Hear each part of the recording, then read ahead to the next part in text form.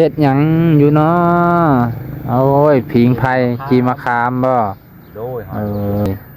นึกว่าผิงไผแก้ฮ้อนดอกเดี๋ยววันนี้มูมีเงินซื้อเด้อเบิ่งก่อนเบิ่งไว้ก่อนก็ได้เหรอวะเอาไปโอเคขาได้หาขาได้เมื่อเฮาแทกมื้อนั้นหั่นแหละ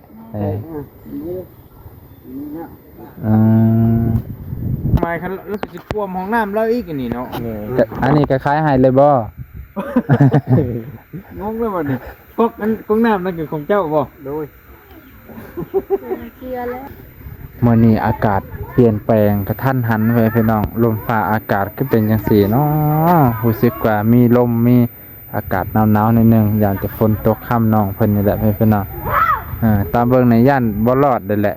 ฝนในย่านได้มาแท้ๆลมแบบเย็นๆพี่น้องลมแบบเย็นๆไปนี่ความเป็นไปได้ของการฝนตกนี่สูงอยู่พี่น้องช่วงนี้เพราะว่าฝนมันจังได๋แหละฝนฤดูร้อน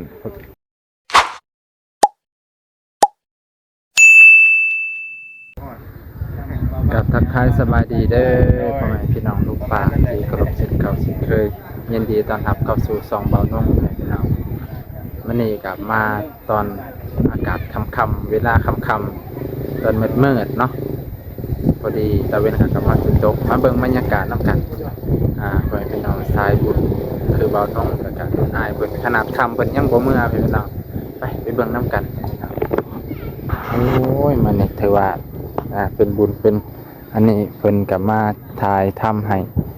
ไปพี่น้องถ่ายทำน้องนกเนาะนี่คือบาวลีสบายดีสบายดีโดยสบายดีเด้ออยู่จนค่ำคือเก่าเนาะโดยกระเทยได้มาแล้วแม่นก็เลยมาได้ยินชุมเจ้าว่าอยาก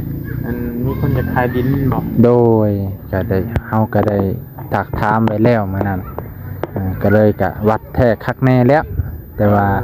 เราคงราคานี่ค่ะบางเทีอาจจะต่อรองเพิ่นนำแน่หั่นนะเบิ่งไว้ก่อนเนาะเบิ่งไว้ก่อนถ้าว่ามันมีแล้วก็จังคือข่อยถ้าสมมุติว่ามันมีผู้สมทบมาแบบผู้เล็กผู้น้อยข่อยก็สิประสานมาหาเจ้าสินะโอนมาให้เจ้าแล้วชื่อบางทียันข่อยบ่ได้มานะโดยไปเบิ่งไว้ก่อนโดยได้ประมาณใดโดยไปเลยเนาะไปเลยย่างไปก่อนก็ได้โดยไปพี่น้องเดี๋ยวสิไปเบิ่งมองที่จะไปเบิ่งดินไว้ซั่นเถอะพอดีมีคนในบ้านนี่เพิ่นก็อยากขายให้เพิ่นไปพี่น้องโอเคไปพี่น้องนี่ก็มาเบิ่งบ่อนดินเพิ่นโดยสบายดีตอนแรงตอนค่ำมาหาน้องนกบ่ไปถามจริงไผ่อยู่โอ้อากาศร้อนด้วยการหนาวเจ้าอายักได้บ่งามก็จะใส่รถโดยเฮ็ดหยังอยู่เนาะโอ้ยผิงไผกีมะขามบ่โดยนึกว่าผิงไผแก้ร้อนดอกคือว่าอากาศร้อนอยู่ต่อไปพี่น้องแต่ลูกใครเอาเจ้าอายักแหล้วเนาะมีเธอบ่มีเขาต้องอายักต่อใส่นี่แหละเจ้าของดินที่เพิ่นจะขายให้พ่อให้พี่น้องก็ถามน้ำเพิ่นละตอนนักสบายดีสบายดีเด้อเจ้าบ่เจ้าของดินโดยมองได้ดินมาจะขายถ้าเพิ่นไปเบิ่งไปป้าไปเบิ่งมันสิค่ำไปเราเขาเรื่องเลยไปช้าไปเบิ่งกันไปเดี๋ยววันนี้มูมีเงินซื้อเด้อเบิ่งก่อนเบิ่งไว้ก่อนก็ได้เหรอวะเอาไปโอเคขาได้หาขาได้เมื่อเฮาแทกมื้อนั้นหั่นแหละ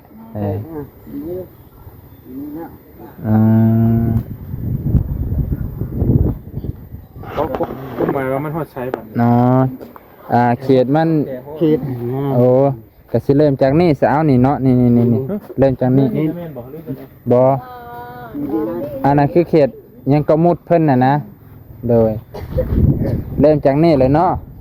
บอนนี่เลย เอามองได้ นี่บอน มองนี่เสร็จเอาอึ๊บโอเคโอ้ตามลักขั้วพุ่นเนาะโอ้ โอเคเดี๋ยว ไปทางใดบัด พุ่น เข้าในบัด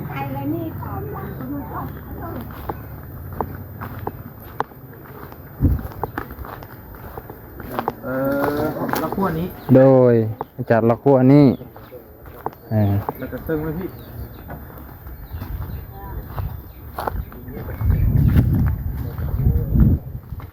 เดี๋ยวมาพวกนี้นี้มาดานเนี่ยก็กลัวมาตีบอกกลัวบอกว่าเนื้อว่าไห้พ่อ ได้เนาะ มานี่ นี่คือป้อง โอ้ ตัวนั้นนี่นะเขาใหญ่มือนั้น โดยมันมีปักหมดไม้ไหวฉันมองนี่เนาะโดยมองนี่เอานี่ไม้ไว้เลยเดี๋ยวตัวแนมเห็นอายุบ่ได้ไหมเพื่อนอ่ะ ทางออกคือใช่ป่ะเนี่ยทางออกผมมีทางออกป่ะ ทางออก ดินตาบอดแล้วนี่พังว่ะต้นดินต้นหน้าของไผ่ต้นดินต้นทางหน้าทิศทาง ของเขาได้ ของเขาเจ้าอีก โดย ของคนอื่นอีก โดย บัดนี้ความหมายว่าเราสิออกใช้บัดนี้สมมุติว่าเราได้อยู่นี่ ไปตามดินโมไปตามดินข้าเจ้า โดย โอ้ มันก็อันนี้ก็ดินคนอื่นอีกเนาะนี่ก็เนาะดินคนนึงนี่เราตรงหน้าอันนี้เฮือนอ้ายบ่ โดย นี่เฮือนเราเองและอันดินทั้งหน้าเฮือนอ้ายดินของไผตอนนั้น ดินเขา ดินเขาเจ้าอีก เพื่อนตัวนี้ มันสิแบบ อยู่ศอกหลีกเนาะ มันคือกันทางนั่นน่ะมันคือทางกัน โอ้ มันเป็นดินตาบอสเลย เด้อ มีทางออกทางเข้าเท่าไรทางสุดท้ายสมมติว่า คือว่า30,000 30,000 โดย เอ้ยคือว่า25,000บ่แม่นบ่จ๊ะ คือว่า25,000 เอารถให้นายมือนั้น25,000 จะบอก วงชุดหันคายหัน25,000แล้วนะ แต่ว่ามองเอิ้น30,000 โดย แต่ว่าสิขายหันขายดี25,000ก็ได้อยู่ โดยนาย จักประมาณจักเม็ดคูณจักเม็ด จากแล้วทำนะ ทางนี้12โดย เจ้าเท่ง โดยจากนี่12ไป5พุ่น11จากนั้น13กว่าแต่ก็มาพี่กับ13คือกัน ซ้อนนี่ก็ให้มันบ่ซ้ำกันเนาะ โดยบ่ซ้ำในทางพุ่น ถ้าพุ่นไปจากจ้อนี่ โดย 11เม็ด โดย 11เม็ดเขาเจ้ากับเรา พี่น้องกันบอกสาวเป็นพี่น้องกันมานั่งไปนั่งอยู่โถส้วมนะครับไปนั่งอยู่เพื่อนยัง ไปจอดกับไปเพื่อน นั่งท่อกันได้ก็มานั่งกัน นั่งท่อนี่แหละตะโกนได้ ห้ามบ่นี่ โดย เข้าได้บ่นี่ ห้องน้ำกลางแจ้ง ยังทันได้แล้ว ของเจ้าบ่ โดย ก้มไม้คันแล้วก็สิท่วมห้องน้ำแล้วอีกนี่เนาะ อันนี้ก็คล้ายให้เลยบ่ งงเลยบ่นี่ก๊อกน้ำนั่นคือของเจ้าบ่ โดย เคลียร์แล้ว มันตายแล้วน่ะเนาะแต่ก้มหมายว่าอันนี้เฮ็ดได้แบบนี้ก็จะให้เราเลยบอกสมมุติว่าได้ขายนะ อันนี้นะก็แล้วแต่นาย ใส่น้ำกัน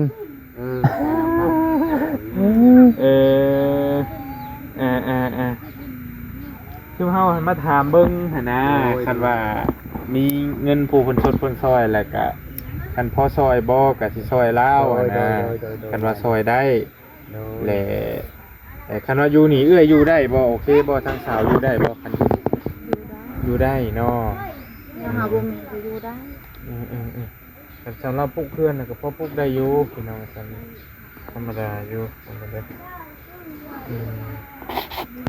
ใช้ยืดนี่แบตเตอรี่ข้างนี้เนาะ เดินเลย ประมาณ10ปลายประมาณ11คูณ11เมตรครับเดี๋ยวว่าประมาณ โดย แต่ว่าเป็นมีตาบอด ไม่มีทาง บุคักแต่ตอนนี้แหล้วบูมีทางออกทางเขาแต่เพื่อนเจ้ากับสิบูมีทางออกทางเขาเงินบอก โดย เป็นหายออกเขาไปได้อยู่ ใส่ลงทงหน้าแล้วสัน หน้ากัน ทำตัวนี้ก็ยากนี่นะ ฮะ อีกไปส่ง โอ้ทางบนก็ยากเนาะ ไปบ่ได้ บุคักแต่ตอนนี้แหละ โดย ดินก็มีเท่านี้บ่เจ้ามีก็ได้ โดย เจ้าเอิ้นแล้วเนี่ยได อ้าย เอิ้นอ้ายบ่ โดย อ้ายแท้ๆนี่คือว่าจะ บ ได้ อ บ่ เป็นพี่น้องในบ้านนี่ แม บ่ นแมนแมน โอเคพี่น้องประมาณเบิ่งขออนุญาตเด้อขอโทษเด้อ โดยโดย 11คูณ11ประมาณนี้แต่ว่าจะขาย30,000แต่ว่าจะมา ตะกู ขาย เอา ดี25,000ก็ได้ โด เนาะ ยโดยนะ 25,000 บาทดินก็พอได้ปุ๊กเพื่อนลม โดยโดย เราปุ๊กเพื่อนลมแล้วก็ทางออกทางเข้าบ่มี อืม ครับผมจินตบอสเด่น อืม มีทางออกทางเข้า กับบ่ให้เฮ็ดหัวใส่กันแล้วสัน บ่ได้เฮ็ดก็ขอร้อง บ่เนี่ย เนาะอนาคตนี่แหละ แม่นบ่เนี่ยไปก็อยากปุ๊กเพื่อนใส่อีกเหมือน แม่น โดย แต่ย่าแล้วนี่ไหนก็ฟังไปน้ำกันเนาะ โดย มีเฉพาะอยู่นี่บ่สาวคนอื่นมีบ่คนอื่นมีอยู่บ่ อืม ยังบ่ฮู้คือกันเนาะแต่ว่าคันเป๊ะทางไปมันก็สิแพงกว่านี้แม่นบ่อ่ะ โดย ดินก็ได้ โดยโดย ที่กันยับไปทงให้ทงหน้าผมนี่อยู่พุ่นก็สิไผกว่าเนาะ โดย แต่มันอยู่บนซอยนี่มันก็รู้สึกว่ามันประเทศนี้เดี๋ยวมาดูดูอันนี้พวกกระจิงเนี่ย คันได้ปลูกนี่ต้นไม้เนี่ยก็ต้องได้ตัดออกเด้ ต้นขามนี่ก็แม่นหน่อยเนาะ โดยโดย รวมกันเลย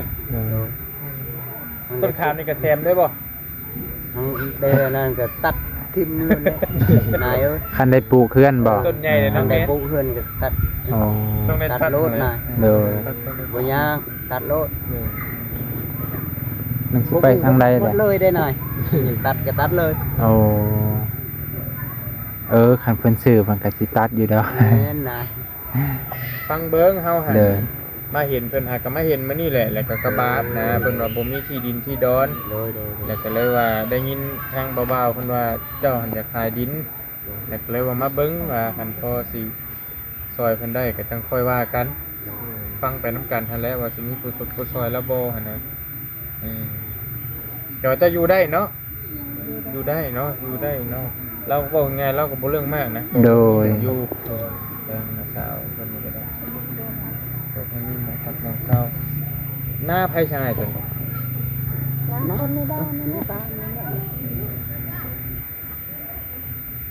เพราะว่าปลูกเฮือนเพราะว่าได้ปลูกก็ยับไปพุ่นได้ปลูกเขาย่านนี่ล่ะ มันยังอยู่นี่ เอ้าเขาข้างงอข้างฝ่ายเด้ยามมีฮีดมีอันนั้นเด้ โอ้ ไม่มีนี่ โดนแล้วก็เวลามันเฮาปลูกบ่ถูกต้องก็นอนอีกอยู่ก็บ่สะดวกอีก อืม เป็นดินห้อนอีกบ่ โดนเป็นดิน โอ้ ห้อนอีก เวลาหมดในบ้านนี่ไปคางัวคาควายนี่หมดเด้ โอ้ ยับไปพุ่น ยับไปบนกรมะขามพุ่น โดน เป็นห้องน้ำก็ให้อันนั้นเลยก็บ่ยาก แถมให้เลย แถมให้เลย แถมห้องน้ำให้พ่อโอ้ย จะดีคักอยู่อันนี้เข้าได้แล้วบ่นี่ไอ้เข้าได้นี่เนาะ โดย เราโตเลยดิ โด ใส่ ย ทอคักแน่ เหี่ยวได้แล้วบ่หั่นนะเหี่ยวไทยได้แล้วเนาะ ได้แล้ว แค่ว่ามันคนเห็นซื่อ โดย เอออันนี้เพิ่นช่วยบ่โครงการเพิ่นช่วยบ่ตัวนี้ โดย เพิ่นช่วยได้ยินว่าเพิ่นช่วยผู้เพื่อนเด้แต่ว่าพวกนี่นะเฮาต้องหาเองหลังพวกของ โดยโดยโดยโดยโดย แต่ว่าเราโตแล้ว มีเทมของน้ำพร้อม คักแต่เว้ย ผักกระจาดมาอ้อมกับเขาได้เลยนะผม โดย ไหวแล้ว เสียดายบ่แท้มันบาดาลให้เนาะ กระดานกระดายบ่ เออ ก็สิได้เทมที่เราเล่มอยู่หั่นแล้วก็ใช้ โดย กันนั่นแหละ สิได้ใส่น้ำกัน แปลงหน่อยหนึงก็ใส่ได้คือว่าบ่ แม่น โอ้ มันผีสิบ่ อันนั้นหัน โอ้คันโยก พลอยมันหมด พอยมัน ไได้ ลดอ๋อ พอดีมันขาด รุดเลย เออ ลดลงเลย โดย ม ขอโทษเคสไอ้เป็นหยัง เป็นจะเกิดได้นะ โอ้ เป็นตัวเกิด อีนี่ว่าตั้งแต่น้อยแบบนี้ได้นะ อ๋อ เอาน้ำฮอนนั่นเด็ก โดย น้ำฮอนนั้น รุดแล้ว เออแกะออก อ๋อ ก้าวมันติดกันเลยเนาะ โดย ไอ้บ่ได้เจ็บบ่ได้ปวดบ่ บ่ แค่มันเฮา เออ มีสั้นคือ เหมือนมันกระดันเนาะ โดย คือ ขากบ เฮา ขาเขียด เลื่อยไม้ตะกี้หันเดีนะ อ๋อ เป็นเด้อดึง แต่ก่อนก็เลื่อยแบบนั้น โดย เลื่อยได้สบาย โดย โอ้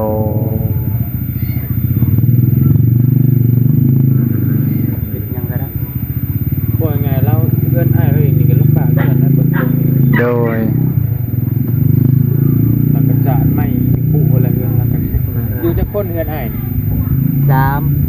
สามคนเมียเจ้าแล้วก็ลูกบ่ ปวดย้ำคะแนน ยังไม่ทันได้มี บ่ทัน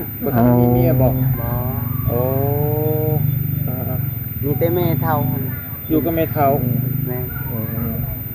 กับพ่อบ่ พอตาย พ่อก็ตายบัดนี้ โดย โดยเคยมีเมียเหรอปะบอก บ่บ่เคย บ่เคยมีเมียเลย โดยนะ คือบ่เอา บ่มีผู้มักเลย เออ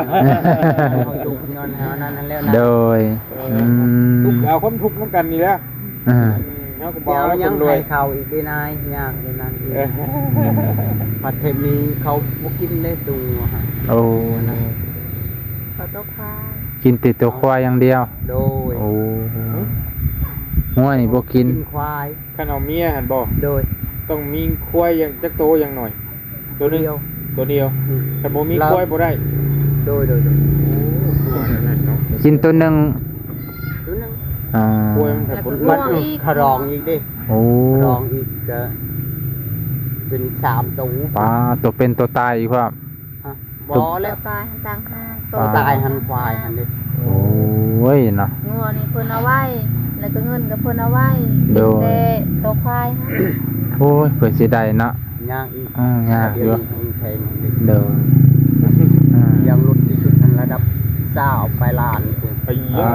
อะ ตกกว่าสิได้เมียผู้หนึงโอ้ย ตัวกินหันเขาบ่นำ ว่าในลูกจะบ้าอย่างนี้ บ่าวนงก็ขอโสดก่อนสั่นเออ ชอบไปร้านกันคนบ่มีนี่ก็หลายเนาะ โดย นะคนมีเนี่ยก็คือว่าน้อย เป็นละ โอเคนั่นแล้วขอบใจได้หลายๆเด้อเด้อคันว่ามีเงินมีทองคันว่านั่นก็สิให้บ่าวเพิ่นมาซื้อ โด โดย ซอยเพิ่นนี่แหล้ว โดย คันว่าบ่ได้เงินแล้วก็ยาหานามาเบิ่งไว้เฮาก็ได้ โดย อยากซอยเราอยู่กระบาดเราให้แล้วลูกก็สิออกแหละ โดย อยู่ก็อยู่ดินนมโฮมเนาะอยู่แบบใดได้ลูกมาให้กิเต็กแล้ว โอ้ย โดย อยู่แบบใด ให้ยามห่อนถึงยามนี่เนาะ โดย อ๋อต่อ อยู่ลำบากแต่ว่านี่ก็ป้ากันได้อยู่นี่ก็ต้องเคลียร์พื้นที่เพราะมันง่าย อืม ตัดกกข้าวตัดกกมะขามตัดกกนิ้ว โดย จังว่าก็อยู่ดีมีแห้งเด้อจ้าจ้าป้ามือเฮือนจะพูดแล้วบัดนี้เช้าเอามาข้าวขอนี่ครับ ต่อไปพี่น้องหลังจากที่เบิ่งดินดอนตอนหญ้าของน้องเพิ่นก็ถือว่าเรียบร้อยแล้วพี่น้องเฮาก็ได้มาหาบอนที่เพิ่นจะอยู่มื้อนี้อากาศเปลี่ยนแปลงกระทันหันไว้พี่น้องลมฟ้าอากาศก็เป็นจังซี่เนาะรู้สึกว่ามีลมมีอากาศหนาวๆนิดนึงอย่างจะฝนตกค่ำน้องเพิ่นนี่แหละพี่น้องตามเบิ่งในย่านบ่รอดเลยแหละฝนในย่านได้มาแท้ๆลมแบบเย็นๆพี่น้องลมแบบเย็นๆไปนี่ความเป็นไปได้ของการฝนตกนี่สูงอยู่พี่น้องช่วงนี้เพราะว่าฝนมันจังได๋แหละ ฝนฤดูร้อนพ่อแม่พี่น้องเนาะเอ้ามื้อนี้ก็บ่าวนุ่งก็สิพาเบิ่งบรรยากาศอ้อมๆข้างก่อนก่อนจะได้ปิดคลิปฝากไปพี่น้องดีตนสงสารน้องนกเพิ่นเนี่ยการเป็นอยู่ก็ลำบากแบบนี้แหละคันเจอฝนฟ้าอากาศมานี่ก็แห้งลำบากตื่มไปพี่น้องนะตอนนี้เพิ่นก็ถือว่าลำบากเป็นหลายเติบเอ้าวันนี้ก็สิซ้ำนี่ก่อนเอ้ยผัวยังทันมาบ่ โดย ขนาดคำแล้วเนาะขนาดคำเลยผัวเพิ่นก็ยังบ่ทันมาเพิ่นเนาะ โดย แต่ว่าเพิ่นก็มาแน่นอนบ่ มาเวลาใช้ทานรถไทยแล้ว โอ้เอาทานใส่รถไถแล้วก็เอามาไว้พี่ โดย แล้วก็เอาไปขายมื้ออื่นบ่ โดย โอ้เด้อ ยากเลย เอาจังว่ากันมื้อนี้ก็สิกลับสำนี้กันเด้อขอบมกกับใจโดยสู้ๆกันก่อนเด้อขอบมกกับใจหลายๆขอให้พี่น้องลูกหลานที่รับชมตั้งแต่ต้นจนจบอยู่ดีมีแรงบ่สุขสุขคนเด้อ